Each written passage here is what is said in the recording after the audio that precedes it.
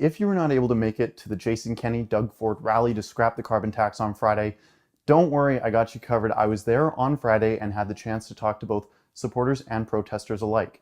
The evening event started out with a gaggle of protesters gathered outside who were not entirely sure what it was that they were protesting.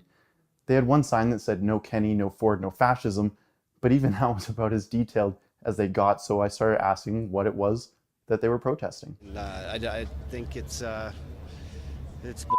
they're trying to say that if a guy's intoxicated, he can get off sexual assault. This was the carbon tax rally, right? I don't know. I'm just here with my partner. Maybe this next lad? Rallies for the carbon tax, so I'm just sort of wondering how this all sort of ties together. I'm not going to answer those questions for you. The rally here today is about the carbon tax. Okay. Do you support the carbon tax or are you opposed to it? I'm kind of both ways because I know what you mean. I'm going to try and tell them everything. So, yeah. I don't know. Sorry, why? this fellow's with the rebel. I strongly don't recommend. That sure doesn't sound right. I think Doug Ford is also a fascist piece of shit who's too busy snorting coke to give a crap about the constituents he represents. And if people aren't going to listen to the fact that animals are dying and icebergs are melting, then maybe they'll listen to money.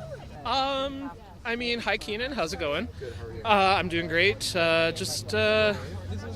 No, but I know you. I know that you petitioned to add. You know what? I actually don't want to be interviewed on camera. Well, you can't say I didn't try. Everyone else at the party seemed to be much more talkative. The carbon tax was supposed to give social license to develop pipelines, but so far it's failed miserably. So obviously it's not worth the mythical paper it's written on. Put a stop to this endless spending in Alberta. It's just a tax grab and social engineering and at its best for the NDP. By the time the event started, the room was packed. Let's start with Jason. I'm sorry, Premier, you promised the Prime Minister a job-killing carbon tax in return for pipelines. We don't have an inch of pipe in the ground. It is time to repeal Alberta's carbon tax. And even their phony green spending has vaporized. You know, remember the low-flow shower heads, and they were going. She got a light bulb. Margie here got the free light bulb. She got her money's worth from the carbon tax. Now, Jason is a good speaker. He got the crowd going, but you could tell he was just the opening act. For the first time in a long time, Albertans packed into that building like sardines, not to hear Jason, but to hear the Premier of Ontario speak. Now, that man knows his way around a crowd. What can I say? We took that plan from one end of Ontario to the other. We went to barns and backyards, from barbecues to bingo halls, from Toronto to Timmins, from Cornwall to Kenora, and every place in between. They attack us because the other option is to talk about their record. And their record is very clear. Hiking taxes, keeping job creators out of the province, dragging their feet on energy projects like the Trans Mountain Pipeline, imposing a carbon tax on families and businesses. Oh, they're killing us all right. You're 100% right.